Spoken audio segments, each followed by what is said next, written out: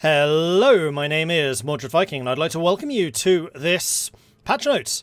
So, Crusader Kings III came out almost a month ago, and it's not yet had any proper meaty patches, and the first one is going to be dropping later on today. There is a lot here. This document is absolutely gargantuan. It's massive. So what I've done is I've gone through the entire thing, and there will be a link to it in the description below, and taken out the pieces which I think are the most important and the most pertinent, and we'll talk about those here. Because to cover the entire thing in detail would probably take about 2 hours. I know that One Proud Bavarian has done a more in-depth version of this, so I would heartily recommend you go and check out his one of this, because he's very, very good at the mechanics and everything that's going on. But this is my take on it. I have broken it up into more sections, so the main document's kind of all over the place and what's changing here, there, and everywhere, and I have broken it down into topics. So let's jump in. First of all, starting with the game balance, which is by far and away the biggest piece, and the piece that I personally was the most interested in. Construction. Building a new temple now gives more piety. You can't do it too often anyways. So at the moment, temples are kind of useless. They're not the most bestest holding in the game by any stretch. Like, you almost always just build a castle or a city. Well, temples now give piety, so that can be a source of piety if you want to do reforms or changing faiths or stuff like that, or if you just need piety to declare wars. Cities and temples now follow the same cost scale as castles, so castles have always been slightly more expensive, and I believe that this change is going to be bringing that into line with the castle costs. Increased base fortification slightly for castle holding upgrades, so castles are going to be harder to take compared to cities and temples. I think that for warfare it probably won't matter as much, but for raiding I suspect that's going to be a really big impact. So castles are just going to be harder to take down versus the much, much softer targets, which are temples and cities, particularly early on. AI should now be more inclined to build castle holding upgrades. They'll build more castles. Fairly self-explanatory. Okay, next up, call to arms. Denying a call to arms now costs fame, potentially reducing your level of fame. Denying offensive calls has a small impact, but denying defensive calls has a massive impact. This is a really important change, because at the moment, if you make an alliance with someone, you're not actually beholden to do anything for them. The AI will almost always accept your calls, but you can just say nope, nope, nope, nope, nope, nope, nope, nope to their calls. Well, not anymore. There are fame costs. This is not prestige, this is fame. This is the thing that actually determines your level. This is the thing that can't usually be lost. So if you deny a defensive call, you will lose a lot, as well as a big chunk of your opinion, minus 50 for 25 years. And if you deny an offensive call, then you will get a 20 opinion reduction, which lasts for only 5 years. And there was another point, which I don't seem to have here, but it is actually in the main document, that the AI is less likely to call you into wars when you are yourself already in one. So what used to happen is I'd declare a big offensive war, AI would start calling me into all of their offensive wars or defensive wars against like peasants and stuff. They shouldn't anymore, particularly into offensive. Defensives, I think they'll still call you. Okay, diplomacy. Slash the opinion modifier from diplomacy by half. Diplomacy skill now gives prestige multiplier percentage with an offset. So the higher your diplomacy, the more prestige you will earn.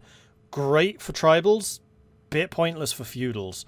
For the tribals, it's going to mean that they can maintain bigger armies and build up their holdings faster if they have a high diplomacy, so I guess it's good for them.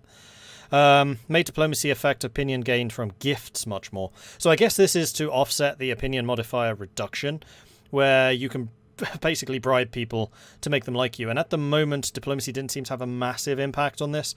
Now, obviously, it does. The impact of that has been tripled. So I believe that this is basically making diplomacy probably work better with stewarding. So if you have lots of money, you can then bribe people, and the diplomacy will increase or inflate the amount of opinion gain you get from that. Religion and conversion. So this is the area that I was by far and away the most interested in for this patch, because there are a lot of problems, particularly with the state of Catholicism in 867 and also even in 1066, where it just shatters, it fragments, heresies rise up left, right and centre, and this is hoping, I hope, will have an impact on that. So the AI is now much more likely to demand the conversion of heretical vassals if their refusal would result in them being marked as criminals. This should make the AI less likely to collapse to heresy. So if a state like, say, West Francia became Lollard when it was originally Catholic, or I don't know, also true, then the AI liege is more likely to demand conversion of their heretical vassals. So hopefully that would result in more stability and less factions being formed. Heresiarchs can no longer accept demands for conversion. So if you do have a heresy, the guy who started it will never convert. You've got to deal with him in another way, like maybe dagger in the back, or just revoking his title, which we'll talk about in a minute. Denying a conversion request now gives the liege a revoke reason, in addition to the imprisonment reason they already get.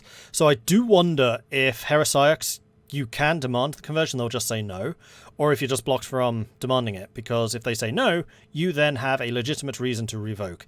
It's not a criminal thing anymore, it's not determined by doctrine, which was one of the real reasons to go righteous or fundamental in the doctrines. Now, if you demand a conversion and they say no, you can revoke. It is not actually criminal, but they're not allowed to do that. So that, combined with the first point, which was the AI being more likely to demand conversion, will work really well together to hopefully solidify religious states. Outbreaks of heresy can now increase the fervour of the affected faith much more positively. This means the large faiths are likely to bounce back from max fervour after a heresy outbreak. So at the moment, for every heretical vassal for every vassal that becomes a heretic, the faith gains 10 fervour, which does mean that Catholicism will go from like 30 to 70 or 80. Now it will go from 30 to 100, but I'm not sure that's going to fix the issue, because the issue with Catholicism is they lose fervour too quickly. Yeah, you'll bounce back and then immediately lose it again a month later. So I appreciate that they're trying with that one, but I have my doubts as to how much of an impact it will actually have. It will make, I guess, reconverting heretics easier, but it's not fixing the initial problem of why the heresies spring up, and that's the big issue for Catholicism at the moment. If a vassal asks for something in return for you asking them to convert faith, denying that request no longer gives you an imprisonment revoke reason on them. You're being impious by not parting with the simple material wealth. So if you demand and they say, hey, we'll do it if you pay for all the temples, which usually cost you a fair amount, and you say no, then you can't revoke. You can only revoke their title if they just outright flatly say no. So that is something to consider if you are wealthy. Increase cooldown for asking vassals to convert faith to 15 years. That's going to make demand slower, but that is offset by the revoke, so shouldn't have that much of an impact. AI will now only demand conversion from vassals if they have the money to pay their demands, if the vassal is unlikely to simply accept straight up. So a liege who has a low opinion of their vassals is probably not going to ask, unless they themselves have lots of money to pay for the temples and, the bribe. Head of Faith. AI is now much more likely to request money from their head of faith, especially if their head of faith is very rich. So another of the issues that Catholicism has, and probably some of the others that have, say, a patriarch, is the fact that the head of faith becomes incredibly wealthy because of all of the indulgences and also just church taxes that they have been collecting. Well, AI is now more likely to request to take some of that money, so the head of faith shouldn't have as much. Possibly bad for players, because that was always a fairly consistent manner of gaining money, which is probably a good thing, balancing that more versus the AI. Okay, Crusades. The holder of Jerusalem is now unlikely to accept populist demands. I don't know if this is just Jerusalem or for a successful crusade. I'm kind of hoping it's for a successful crusade. But what would tend to happen is you would successfully crusade for an area, and then months later they would flip to the old faith, because populists would rise up and they would basically force them to flip.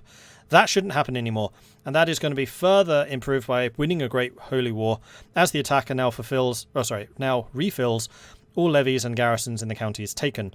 So part of the reason the populists were so effective, and just rebels and, neighbours, was because all of the levies and garrisons started at zero, so they seemed very weak compared to everyone around them. Well, that weakness has now been removed because they automatically get all of their troops back. So I think that this is going to be more about offsetting threats from nearby But that should definitely help in just stabilizing the new Crusader states, which is definitely very much welcome. Successions. If you have partition and your primary title has a special election form, the heir to that title will be the primary heir of your partition and get a share as long as they are a valid player heir, even if they otherwise wouldn't have been part of that petition or later in the petition order. So, having watched One Proud Bavarian's video, he actually managed to put this far more succinctly. This will effectively mean that whoever you are electing becomes your number 1 heir. Then your eldest becomes your number 2, second eldest number 3, third eldest number 4, etc. So it basically just rejigs your inheritance. This should have the impact where the person who is elected will then get the primary titles, and this includes the capital. If you saw my March of the Vikings campaign, you probably will have noticed that I went elective very early on and almost never actually inherited my capital. Always had to take it back again from someone who stole it elsewhere in the inheritance. That shouldn't happen anymore. That was not intended behaviour, and I'm very pleased to see that has been fixed. Under partition, higher tier titles no longer reduce the number of counties you get. In practice, this tends to mean that some, but not all cases, where your primary heir would get only 1 or 2 counties, they get more. So again, another problem with early, in particular, successions was that being the duke, or worse, being the king, would mean you just get 1 county because you being a king counts for a lot more. It shouldn't anymore for the primaries. I do wonder if that's going to make it harder to offset successions by giving people duchies, which was one strategy that I've been using, where I'd basically conquer some land, give that land with the duchy to somebody in my succession, and that would basically say, that's your inheritance, that's all you're getting, and it would be happy with that. Now that higher tier titles don't count as much, then we might be back to the old system, but we shall see. It's that first point that's the really big one, the fact that you actually get your capital now. Intrigue. It is now harder to murder someone you're at war with, or murder their vassals and courtiers. The maximum success chance of secrecy of abduct schemes are now 85%, down from 95%. It is now practically impossible to abduct someone you're at war with a lesser penalty for their vassals and courtiers, and it's now much harder to scheme to abduct rulers, especially foreign rulers and subjects of a foreign court. So big changes to Intrigue. I know that there was a great deal of concern about how powerful abduct schemes are. I've personally stopped using them because of how powerful. I think I did it once and I was like, wow, this is ridiculous. Because you can abduct somebody and then either force them to make peace with you or force them to switch religion. You can't anymore because it's going to be much, much harder to abduct them during a war. Not in the interim. So if you plan things correctly, you can still abduct somebody, have them in your jail, declare war on them, and then have them peace out because they're already your prisoner. Then you have the valuable hostage modifiers. But this is going to make the last, oh no, I'm under attack and I need to now murder or abduct somebody in order to make peace and win this almost immediately without actually fighting. Much more difficult. So intrigue between peaceful realms I think is going to be more powerful. Intrigue between realms at war is going to be a lot less powerful, which then heightens the power of military. So that's good. Martial stat, that's what I'm trying to say. Slipping in with a very sneaky edit there. One of the things which I'd meant to cover and then realised I didn't have in this is you can no longer demand conversion from imprisoned foreign rulers. So those of you, again, who saw the March of the Vikings know that I captured the King of France, then demanded he convert to Orsa, and then just released him. And it caused chaos in that region for the rest of the game, quite frankly. That's no longer possible. If you imprison a foreign ruler, so that is the top liege title, you can't demand conversion from them anymore. You can only get ransoms, executions, or releases, or I guess hooks. That's probably quite an important change there, which I am sorry I did not have initially, so I just wanted to cover that. Okay, warfare. Knights will more often gain prowess and blade master traits in battle. There are actually a couple of things about knights. Outnumbering the enemy now further increases the survivability of your knights, and wounded knights are now less likely to die in battle. So overall, knights should get stronger. The first point there means that knights will get stronger if they're actually participating in battles. So having people who you really want to have trained up is going to be important. And also, if your realm just has that history of lots and lots of warfare, like, I don't know, the Norse peoples, then their fighters are just going to be better. And they're actually going to survive longer, because if you outnumber your opponent, then you're going to lose less of them. And also, if they're wounded, and this was a big deal, they are less likely to die. Because previously, if they were wounded and then went into another battle, and it was basically impossible to micromanage this effectively, it was a death sentence. So that should no longer be the case. So high prowess knights, I think, are going to become even more important. The attack stat for pikemen's been reduced, and also the recruitment costs of men-at-arms. That seems to be just a blanket reduction in costs, so that's going to be kind of important. And then the final point here, nerf the supplies siege event to grant a total of 20% siege progress, down from 40%. So I tend to massively fortify my capital to make it much more difficult to take, and then also to like build hill forts and stuff like that, so that we get defensive advantages. And usually I would have a capital with hugely more fortification than basically anywhere else in the world, and yet I would still lose that capital because of that siege progress. So that is a very important change, because the supplies is just a random event. It's not related to siege weapons or anything like that brought into the battle. It's just suddenly you go from like 6 months to bam, 3 months. What just happened? Why is that just lost 3 months in a day? Still possible, much less impact, so that's good. So high level fortifications have been made a lot more powerful because of that change. Peace. The AI, primarily war defenders, will now consider white peace more often to avoid dragging wars on needlessly.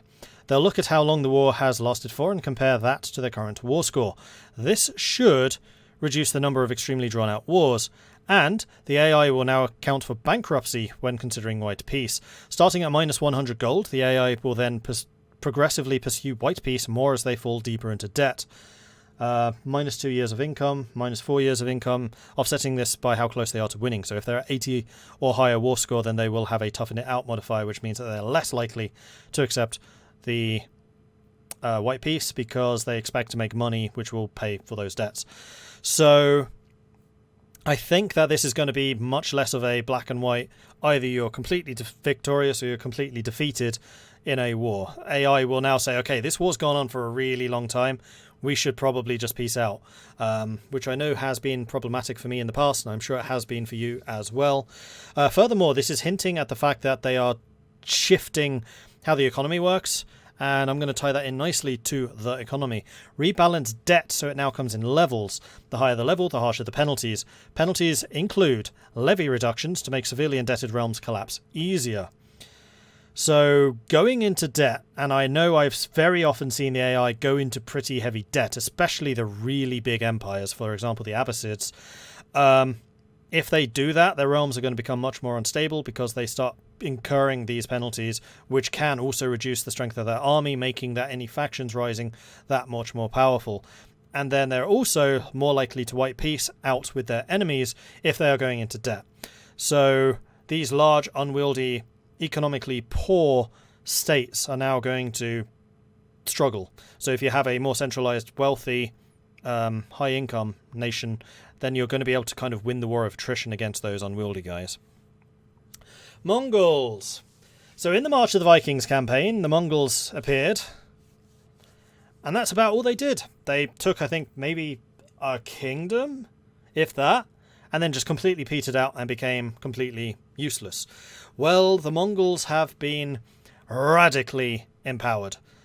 Vastly empowered, the Mongol Empire's armies. Now you will truly learn to fear the horsemen of the steppe. Temujin and Co. starts off with substantial prowess scores. Temujin now starts with a full roster of knights as well as a few Han siege engineers. The Mongol Empire is now much more aggressive and will attack several times per year if the opportunity arises. Weak realms are now much more likely to agree to a subjugation by the Mongol Empire. And the Borjigin dynasty is no longer obscure and starts with a few warfare legacies unlocked. So all in all, they're going to have more troops. They're going to be able to have stronger knights. They also get the siege engineers, which should allow them to take territories faster and with less attrition. And they're also just blanket more aggressive. Means that the Mongol Empire, particularly when they first appear on the map, is going to explode in size and hopefully be truly terrifying, because right now they're really not. They really, really are not that scary.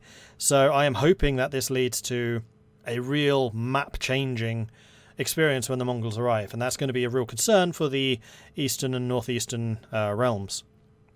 Another kind of interesting change, which I think is actually going to have far more ranging impact than maybe expected, is that they are no longer obscure. So they start with a few Warfare Legacies. Warfare Legacies are really strong, which is going to give them more knight capacity, is going to make their knights more efficient, and with the better high prowess knights that they start with, that's going to have like a doubling down effect. So yeah, I'm expecting a lot more from the Mongols in the future, so I'm excited to see how that works. Okay, monastic vows. Asked to take the vows cooldown increased to 10 years. Asked to take the vows now cost piety to use rather than giving you piety. Asked to take vows improves the opinion of court chaplain, head of faith. Take vows interaction can now be used on characters that are 10 or older. Can be used on characters that are married or betrothed. Can be used on characters that stand to inherit. AI acceptance values of take vows has been massively reworked to take more things into account. Most notably, those with a learning education are more likely to want to go to the church. Ask to take the vows on somebody who moves them away from your court into the court of the theocrat in the realm, or into the general pool. You cannot force characters married or betrothed to in the incorrect linearity to the vows, i.e. you cannot have women in a patriarchal marriage. And you now need a strong hook to force acceptance instead of the weak hook as it used to be. However, the weak hooks do still give a bit of acceptance. So I think that this has quite significantly made it easier to force characters to take the vows. In my Knights of Santiago game, I was Catholic for the entire thing. It's now, I think, like the 1100s. Haven't used it once because it was almost never available. So this should give you a lot more utility about that, particularly when it comes to pruning your inheritance line and saying, okay, you're second in line, don't like you very much, take the vows, get out the succession, and then we can bring somebody else in. Whether it's going to still be, or whether it's going to be easy to do this to your primary heir if you're trying to really shuffle things around, I don't know. But this definitely looks like the take vows is going to have much more utility. Also interesting that it costs piety, so it is now a thing you impose upon somebody as opposed to kind of a favour they do. And I also like the fact that learning characters are more likely to do it. Education. Speaking of education, you can now manage the focus of children even if they're landed, as long as you're their liege. So I've had the issue where children have been given territories and they were effectively in somebody else's court, so you couldn't change their education focus. No longer the case. I do also wonder if this is going to be a blanket change to children in other people's courts. So an error that I've sometimes made is I will send a child off to somebody else to get educated, and then that would effectively lock off the choice of education focus. I really hope that means that you can now change it after the fact. We shall see. That's going to be something we'll need to test. Rebels. Peasant leaders get a discount on raised levy maintenance, making popular revolts less likely to succumb to crippling debt. Talking of the debt being more potent. Peasant and populist faction leaders now gain gold contributions from faction members when war is declared, so that they can pay army maintenance. The gold is removed once the war is ended, and there is now a 5 to 10 year grace period on game start before populist factions will form. So hopefully peasants are slightly stronger now, because right now they're just a complete joke. They're basically an excuse to get some free knights, because you win the war, you imprison them, then you offer release for recruitment and demand conversion, and they tend to be pretty good fighters. So I am hoping that they are now a genuine threat that you need to deal with, particularly fellow faction members giving money so that they can actually pay army maintenance. I think that's going to make an impact, so hopefully rebels will be more interesting to fight against. Okay, Realm Shatter. The regional innovation Stammershexoctum now reduces the likelihood that vassals will join independence factions. So that is one of the innovations which is available to the German nations, I believe, though I did have it with my Norse, I think because I was based in the Netherlands. Means that vassals are less likely to join independence factions. There are actually a couple of these where innovations have these gameplay effects now. That was just one I wanted to pick out because it was a big one. Again, check the actual patch notes in the description, and you can find some more for yourself. Vassals are now increasingly likely to join factions the more in debt their liege is. So I probably should have lumped this in with the economic one, but the more in debt that liege is, the more penalties they have stacked up, and also the more factions their vassals will be joining, therefore the more unstable they become. I kind of missed that point, actually, when I was talking economics. I really should have. And then finally, North Korea. I know that there is a very popular video up on the UpTubs at the moment from the Spiffing Brit talking about what is effectively the North Korea strategy, where you take every single holding for yourself. You just remove all of the vassals and just own it all for yourself. However, the domain limit is now capped at 100% instead of 90%. That is another patch note which I have not included, but that is true. So if you're over your domain limit, you will get nothing from them as opposed to just the 90%. And all of your buildings would deactivate, which means you can't just stack up the military bonuses on your men-at-arms anymore. So North Korea is a no Korea. Alright, AI. So this is the next section. This is talking about AI in specific. General, give the AI some self-confidence lessons. Just because its liege is a complete coward doesn't mean it should avoid making or joining factions. Should only do so if they are themselves cowards. So apparently there was an AI bug, by the sounds of things, where if their liege was a coward, then they themselves wouldn't join factions. They now should. Taught the AI how to count. It will now, when deciding whether to raise its troops, consider all of its troops, not just levies. So it won't refrain from raising troops just because its levies alone would be pointless to raise. So if it has men-at-arms, but not many levies, then it will still fight. AI should no longer bother the player with offensive call to arms if they are the primary defender in a war. So that was the point that I was talking about earlier, where the AI will not send these more expensive call to arms requests from their player allies when that player is a primary defender. So that should offset some of the fact that there is now a cost to saying no. Told the AI that it might actually be a good idea to try to avoid running into enemy units while raiding. So raiders currently seem to be completely blind when it comes to enemy armies being in the area. If they're not directly at war with that faction, or if they hadn't just raided that faction, they'll just run straight through you. They're still hostile, bang, you kill them. Not anymore, apparently, so they should go around you, or just try to avoid you in total. Warfare. These are some big changes, actually. Discourage the AI from doing naval invasions when land invasions are feasible.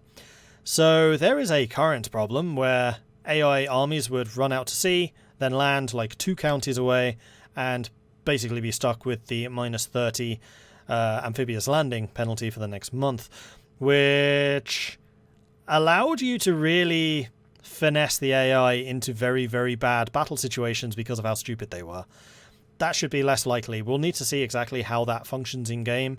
But the fact that they are less likely to do these weird naval invasions, A, will save them a bunch of money, which is good because debt problems, and B, mean that they're less likely to take these -30 battle score penalties, advantage penalties. Inform the AI that if it has nothing else to do in a war, it might as well defend the war goal, so you're more likely to see armies actually hanging around the war goal instead of wandering off and trying to siege stuff down. Sternly told the AI that when it's trying to support the player, it shouldn't try to retreat just because the enemy is coming right at it, except if it hasn't yet arrived at the player's location. So if the AI, so there are basically different stances the AI takes. They can be defensive, they can be offensive, they can be sieging, and I guess support. I don't know what the actual stances are, I just made those up, but those seem reasonable. So now when the AI is dedicated to supporting the player, they're more likely to actually support the player instead of run away. Told the AI it might as well support the player if there's no enemies around, as long as there's enemies somewhere, rather than running off on it to do its own siege. So one of the problems I had during a big crusade was the AI was obviously trying to support my own offensives, but would just run off and start sieging stuff, and then not come to my assistance when I actually needed them. That should hopefully be less of the case now, so that war against West Francia should actually have ended in a reasonable time frame. Oh, if only. Told the AI that counting the player's enemies twice if they're movement locked and trying to decide if the player needs help might lead to some silly decisions. Again, this sounds more like a bug rather than an AI tweak, but it seems that they counted enemy numbers twice if they were movement locked, and then they would immediately just try and run away. Again, one of those issues where the AI just wasn't very effective at supporting player actions. Now they should. Vikings! And again, these are some pretty big changes. Viking vassals are now more restricted when it comes to overseas conquests. Now, this is actually a game balance note, but it came under the Vikings umbrella, so I decided to add it here. Russian Vikings are now much more unlikely to conquer overseas, no more Gardariki in Iberia. Told the AI that when deciding where to raid, it might make sense to measure the distance by sea, not as the crow flies. So AI raiding incursions in Iberia, or worse, the Mediterranean, should be much less likely now, and they'll actually stick to Northern Europe and Western Europe and Russia. Vikings should now mostly prefer to conquer contiguous areas overseas, however their vassals will still do their own thing. So again, you should see far fewer of the exclaves. Like if Sweden decides to conquer a little chunk of France, it will continue to conquer chunks of France, rather than just using that as a stepping stone to reach Iberia and then eventually North Africa, as is currently far too often the case. Likewise with the Viking vassals being restricted when it comes to overseas conquest. Don't know exactly how this is going to be implemented, but it should, again, stop there being these completely bizarre Viking exclaves. And I would guess it would also mean that some of the bigger nations will have a bit more pressure on them, because there will simply be more wars going on against them at once. Holy Orders. The AI is now more likely to create Holy Orders. I've never seen them make this, so hopefully this means that Holy Orders will actually be made by somebody other than the player. But this becomes less likely if the faith already has more Holy Orders. Fair enough. AI will now properly revoke Holy Order leases if they are of another faith. So I'm kind of glad that this was not the case in the current build, because all of the heresies would mean that the Catholics would never have any Holy Orders. I'd still like to see that restricted somehow, but it does make a lot of sense. Like if you are a Muslim nation and you conquer some territory and the Knights Hospitaller are there, you're probably going to want to kick them out. So that is now something that the AI will do. Okay, interface changes. General. Add character list filters for not my faith, not my religion, not my culture, not my culture group, has no claims, has claims on me, and yes, not player dynasty. So the character finder is already pretty potent. Like, it has a lot of good features to it, but there were some very clear things missing. Not my faith being a big one for me, particularly during the Catholic heresies. So many heresies. So you can now actually pick out people. You're not of my faith, I therefore need to convert you. Likewise with religion, likewise with culture, likewise culture group. And then also player dynasty. So if you're trying to find marriage candidates and you don't particularly fancy dealing with inbred characters, then filtering that by not player dynasty is going to be a big help there. So great changes to the character filter, and that might actually be one of the most user-friendly, impactful changes of the game. Fixed mercenary troops not getting accounted for in a number of military strength breakdowns. So very often when you were trying to get an idea of how many enemy troops you're up against, didn't count mercenaries. It should now. So that's just going to make it a lot easier to kind of gauge the strength of your allies, or more importantly, your enemies. Knights no longer have such a disproportionate effect on army quality levels. This has no impact on gameplay, just makes the quality level more representative of the actual effectiveness of the army. So at the moment, if your knights are in an army, it's going to be a 4-star gold. Pretty much without any reasons that it wouldn't be. That's no longer the case. So if your knights are present, your knights aren't very good, it's not going to have as big an impact. Cool. Means that you can more easily see when there's decent quantities of men-at-arms.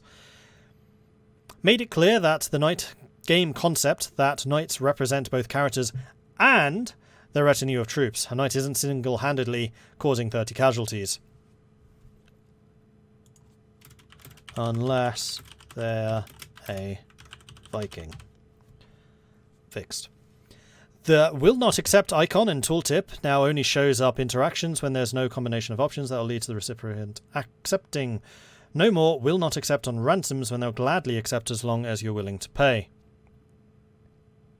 So at the moment, if you offer, or if you're trying to get a character back who is being captured by the enemy, it will always by default say will not accept, as if you weren't going to offer money. I guess that there is now a tooltip saying may accept, like in the agents for Intrigue missions. So if they might accept because you're bribing them, or paying a ransom, then that's going to be now notified. So it's going to be a lot easier to get captured characters back again. New stress indicator look and placement. curious to see how this looks, because I know that quite a few streams that I've been watching, the players just didn't know about the stress mechanics, where it was, what it did, anything like that, because it is kind of hidden off on the corner of the screen. So that is now changed. Clearer state of the army in the army view. So again, this is a change in the interface. Haven't seen any screenshots of exactly how this looks. So again, I'm curious. And more feedback on pause and unpause. So I have this really horrible problem where I can never tell if the game's paused or not. I basically always have to check the corner of the screen to see if those little red speed blocks are red or green. Actually seeing like the fade in around the edge of the screen, or the word paused, very often hidden by interface aspects. So hopefully they've just made it clearer when the game is paused, because I know I've screwed that up more than once, and it's been costly. Alright, art. Added ethnicities for East African, South Indian, Slavic and Arctic circumpolar. More character models. Fantastic. I just like that. Improved teenager animations to not be neutral, but also to show personality like adults. So teenage children were getting traits, but those traits weren't represented by their animations. They were just kind of stood there looking blankly. No longer. They will actually have animations to determine, or to give a little personality to them. Color-coded education trait icons. So I believe that this is things like pensive, curious, rowdy, etc. now actually have colors to show which focuses they favor, I guess, which will save you just having to hover over every time. So again, nice usability tweak there. Haven't actually seen it in action, but I'm hopeful. Right, talking about databases. So the database section was very long, filled with very small tweaks, and it took a while to go through this, and I've just kind of picked out the most interesting two that I found. First of all, House of Wittelsbach, which is the Bavarian line, like most of Bavaria's history, I believe, was Wittelsbach, is now playable in 1066.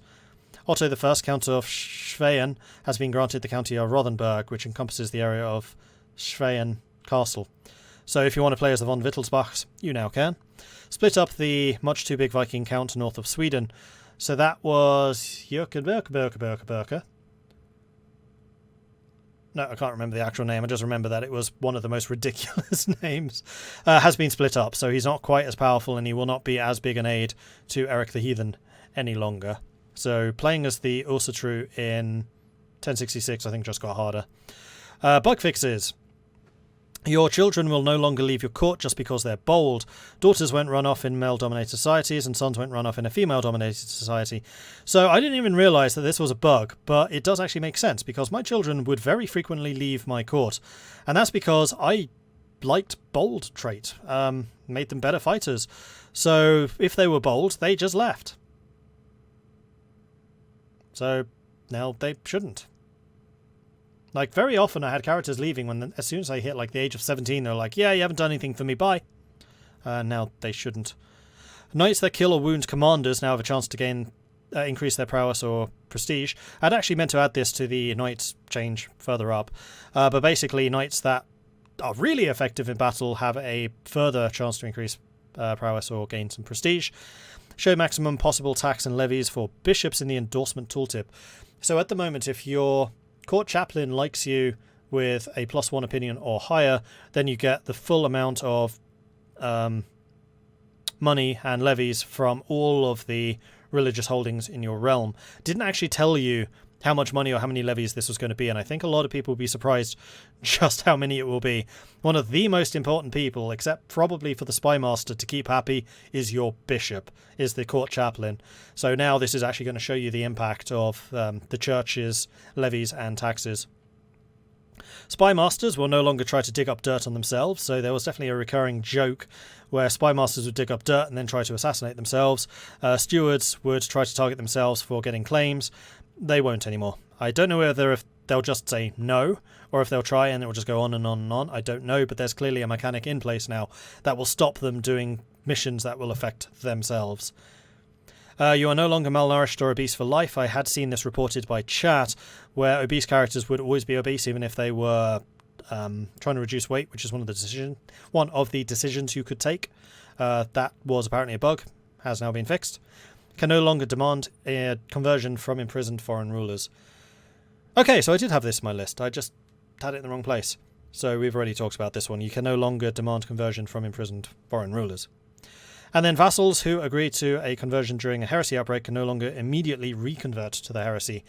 So during a heresy, you could immediately jump on someone because you just got the notification. It's the obvious time to do it and get them to renounce the heresy and rejoin the true faith.